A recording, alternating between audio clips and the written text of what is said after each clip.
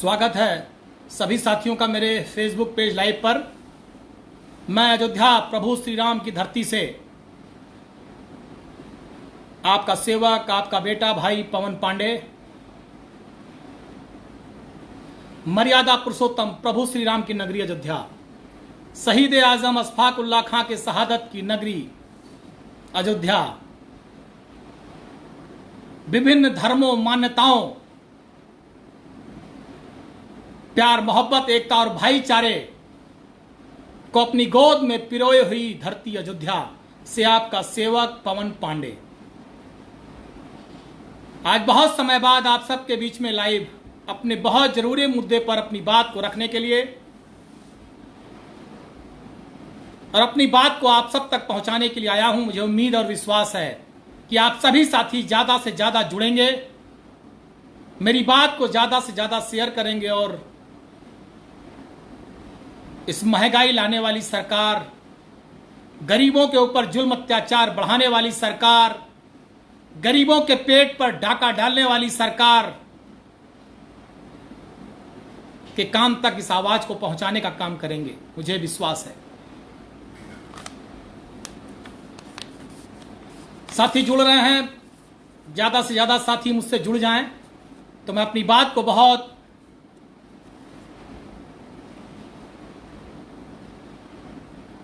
मजबूती से अपनी बात को आपके बीच में रखना चाहता हूं।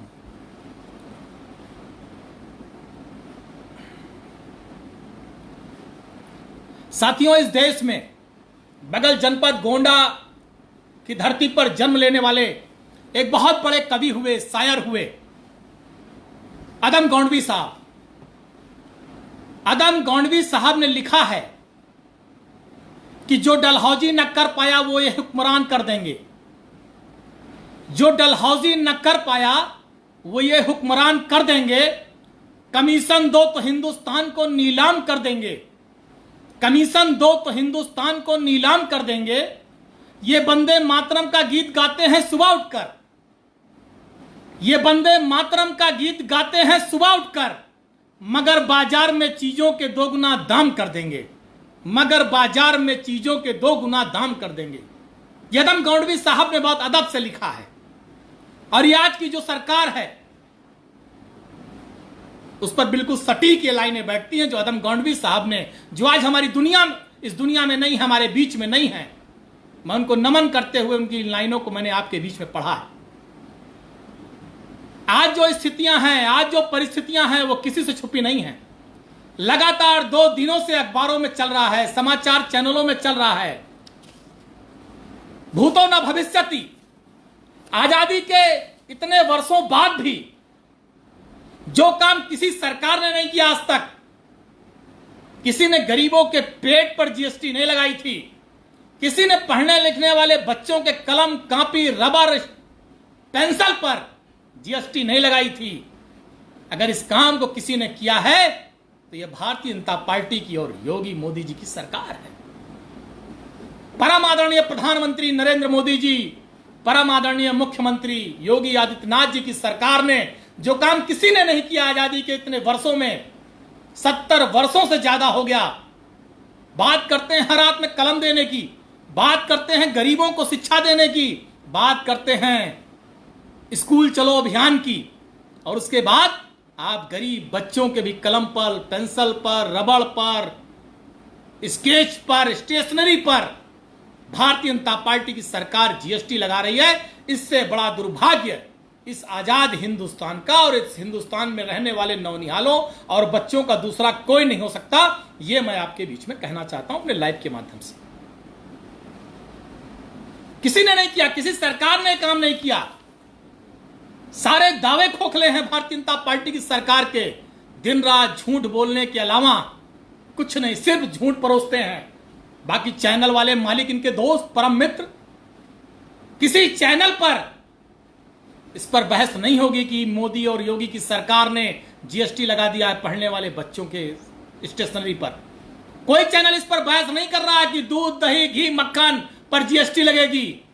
अरे वाह, ये भारतीय जनता पार्टी की सरकार, राम राज्य लाने वाली सरकार, ये बोलते हम राम राज्य लाए हैं।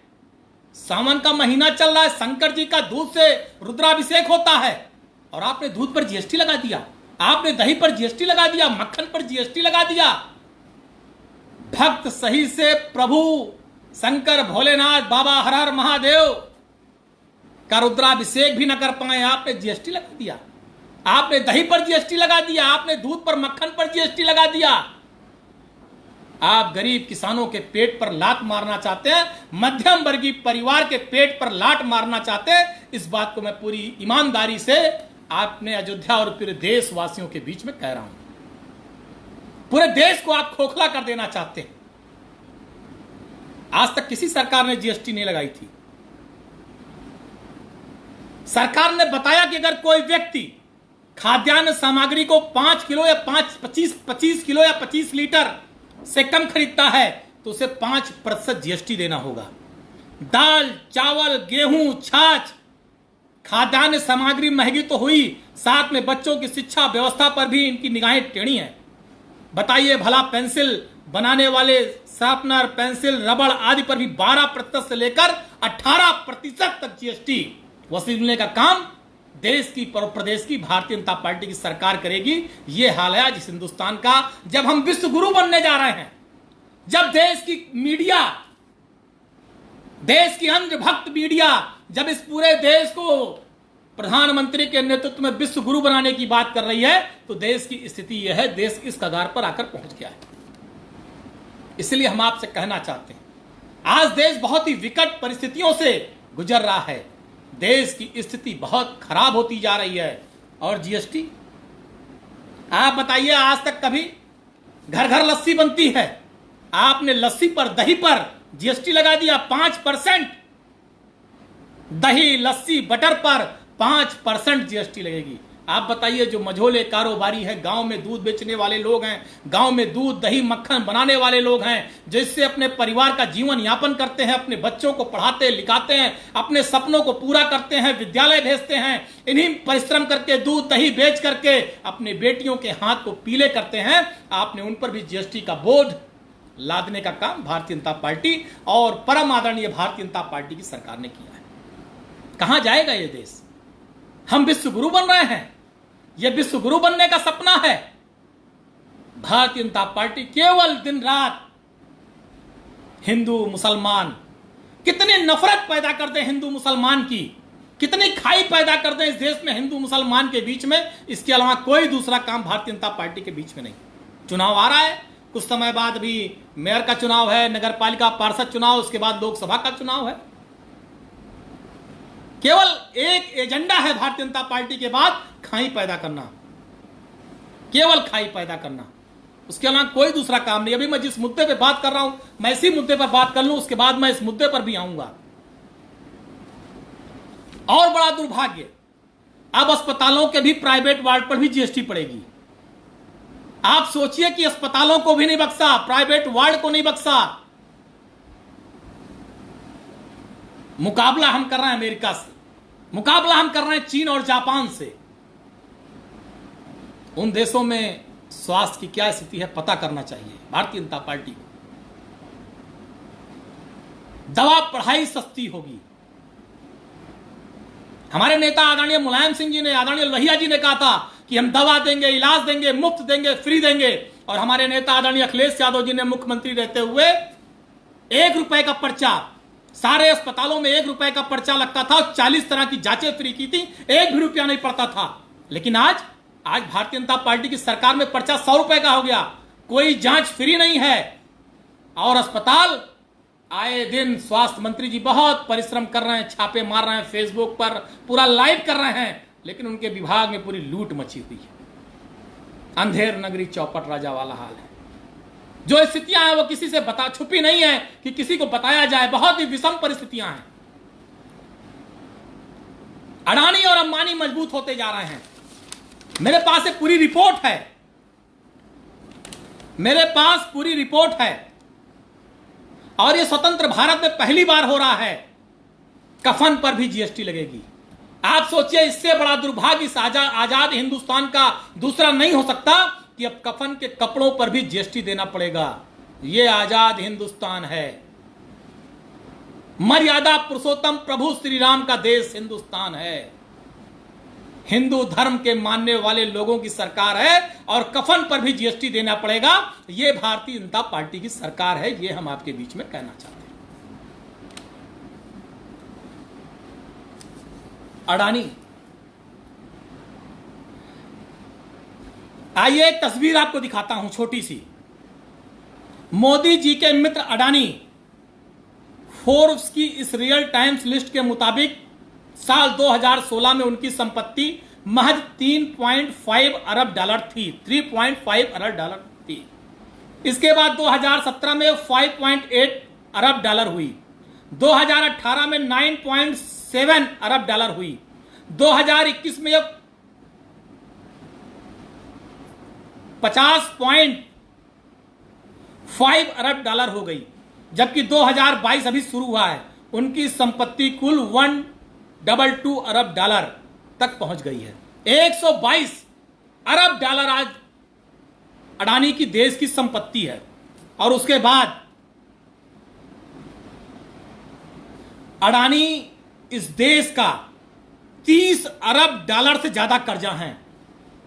आप सोचिए कि अडानी जो नरेंद्र मोदी जी के इस देश के प्रधानमंत्री के परम मित्र हैं, भारतीय जनता पार्टी के पालनहार हैं, 30 अरब डॉलर से ज्यादा वो कर्जा है इस हिंदुस्तान का। उन्होंने लोन ले रखा है, लेकिन उनसे कोई वसूली नहीं है, उनसे कोई पूछताछ नहीं होगी। अगर एक गरीब किसान ट्रैक्टर ले ले तो तहसीलदार उस किसान को पकड़ के लाके थाने में बंद कर देगा। कई किसान भुखमरी के कगार पर अपनी जान दे चुके हैं भारतीय जनता पार्टी की सरकार में।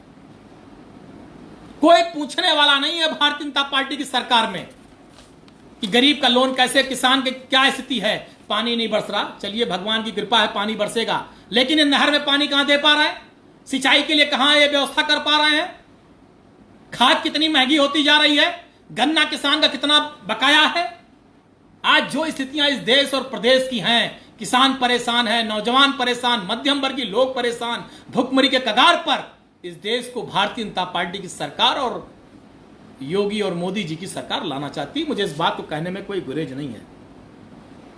अभी कोई गरीब होता तो उसके घर कुर्की का आदेश आ गया होता, उसके घर की कुर्की हो गई होती, उसका तख्ता, पलंग, पंखा, कूलर, ट्रैक्टर, टाली सब कुर्क हो गई होती। लेकिन आज अडानी जी इतना पैसा, देश का लोन है, लेकिन किसी की हैसियत नहीं पैसा वसूलवा ले। पता नहीं कितने उद्योगपति पैसा लेकर भाग गए, आज तक एक पैसे की रिकवरी इन 7-8 सालों में भारतीय जनता पार्टी की सरकार नहीं कर पाई है। इसलिए साथियों, हम कहना चाहते हैं कि आज हिंदुस्तान बहुत ही विषम परिस्थितियों से गुजर रहा है। गरीब के पेट पर जीएसटी, दाल, चावल, गेहूं, आटा पर जीएसटी, स्टेशनरी पर, बच्चों के रबड़, पेंसिल, स्केच पर स्टेशनरी पर जीएसटी, दूध दही पर स्टेशनरी, मक्खन पर जीएसटी, दूध दही पर जीएसटी। हम लोग तो कहते हैं दूध दही वाला देश है हिंदुस्तान, भगवान श्री कृष्ण का मानने वाला देश, प्रभु श्री राम का मानने वाला देश। और सावन का महीना, बाबा भोलेनाथ का रुद्राभिषेक होता है दूध दही से। यह भारतीय जनता पार्टी की सरकार किसी की सगी नहीं है, न यह किसानों की सगी है, न नौजवानों की सगी है, न इस देश में रहने वाले मध्यम वर्गीय लोगों की सगी है। ये सगी है तो केवल पूंजीपतियों की, ये सगी है तो अडानी और अंबानी की, ये सगी है तो उनकी सगी है जो चंदा देते हैं, हेलीकॉप्टर और हवाई जहाज देते हैं। इन्हें इस देश से कोई लेना नहीं है, केवल धार्मिक भावनाएं भड़का करके देश का वोट लेना है। और बाकी मीडिया पूरा इनका साथ दे रही है। मीडिया पूरा एक तरह से समझ लीजिए कि भारतीय जनता पार्टी के कार्यकर्ता के रूप में भारतीय जनता पार्टी का काम कर रही है। लेकिन आप सोचिए देश कहां जा रहा है, कहां है हमारा देश? कभी सोचा? एक लुलू माल बना है, एक हफ्ते से पूरा बवाल मचा है। कोई उसमें नमाज पढ़ रहा है, कोई हनुमान चालीसा पढ़ रहा है। तो एक हमारे अयोध्या के बाबा हैं, फर्जी जगत गुरु, कुछ नहीं आता, हर मुद्दे पर आमदा करने की घोषणा करते हैं, लेकिन आज तक एक आमदा नहीं किए, कभी उसका प्रयासों नहीं किए। खाली मीडिया में सुर्खियों में बने रहने के लिए कभी आगरा जाके बवाल करेंगे, कभी लखनऊ जाके बवाल करेंगे, कभी अयोध्या में बवाल करेंगे, इसके अलावा कुछ नहीं करते। संत वाले कोई गुण नहीं है। अगर पूछ लिया जाए कि चलिए सुनाइए बड़े बड़े श्लोक, बताइए उसका अर्थ, शायद सब खत्म हो जाएगा। लेकिन केवल सस्ती लोकप्रियता पाने के लिए, मीडिया में बने रहने के लिए, सुर्खियां बटोरने के लिए लोग जान जाएं ये भी कोई हैं। हमने तो सुना था कि कुछ दिन पहले अयोध्या में लोगों ने इनको खदेड़ दिया था, कहीं बाहर दूसरे जिले में चले गए थे, लौट के फिर आ गए बवाल करने के लिए। हम आपसे कहना चाहते हैं, कोई भी मुल्क हो, कोई भी परिवार हो, कोई भी प्रदेश हो, कोई भी देश हो, जब तक हम आपस में लड़ेंगे, बटे रहेंगे, झगड़ते रहेंगे, हमारे परिवार की, हमारे समाज की, हमारे देश और मुल्क की तरक्की नहीं हो सकती। तरक्की तभी होगी जब हम में आपस में प्यार होगा, हम में एकता होगी, हम में भाईचारा होगा। और मैं चाहता हूं, मैं हाथ जोड़कर आप सभी से प्रार्थना कर रहा हूं कि इस मुल्क की तरक्की के लिए, इस मुल्क की खुशहाली के लिए, इस हिंदुस्तान को अखंड भारत बनाने के लिए, विश्व में सबसे मजबूत राष्ट्र हिंदुस्तान बने, विश्व का सबसे मजबूत राष्ट्र हिंदुस्तान बने, इस हिंदुस्तान की तूती पूरे अखंड भारत में, पूरे विश्व में बुने और अखंड भारत कहा जाए। मैं इस परिकल्पना के साथ आपसे निवेदन कर रहा हूं कि हमारे बीच में प्यार, भाईचारा रहना चाहिए, हमारी बीच में एकता और अखंडता रहना चाहिए। एक कोई भाई आशीष सिंह जी हैं, लिख रहे हैं, हत्यारी पार्टी में रहकर प्रवचन देना शोभा नहीं देता। मैं प्रवचन देने वाला पंडित नहीं हूं भाई, गलतफहमी में मत रहिएगा आप। मैं प्रवचन नहीं दे रहा हूं, मैं सच्चाई पोल खोल रहा हूं। जिस पार्टी के आप अंधभक्त हैं, मैं उसकी सच्चाई खोल रहा हूं। और हो सकता है सच्चाई आपको बुरी लगे, लेकिन सच्चाई सुनिए, और सच्चाई सुनना पड़ेगा। जनता इस समय सच्चाई सुन भी रही है और सुना भी रही है। हम अंधभक्त नहीं हैं। अंधभक्ति का लाइसेंस आप ही लोगों के पास है कि देश डूब जाए, देश खत्म हो जाए, लोग भुखमरी के कगार पर आ जाएं, रोजगार खत्म हो जाए, लेकिन अंधभक्ति कायम रहे तो अंधभक्ति आप करिए अपनी सरकार की, मैं उसके लिए बाध्य नहीं हूं। साथियों, मैं एक कहना चाहता हूं कि हम सबको ये सोचना पड़ेगा, हम सबको समझना पड़ेगा, ये देश हम सारे लोगों का है। अगड़ा पिछड़ा, दलित, मुसलमान, हिंदू, सिख, ईसाई, सरदार, मुसलमान, क्षत्रिय, ब्राह्मण, पासी, कोरी, बर्मा, यादव, मुस्लिम, कोई जितने भी समाज बिरादरी जिसको भी आप समझते हैं, एक एक हिंदुस्तानी का देश है ये। और इस देश को बचाने की जिम्मेदारी हम सबको है।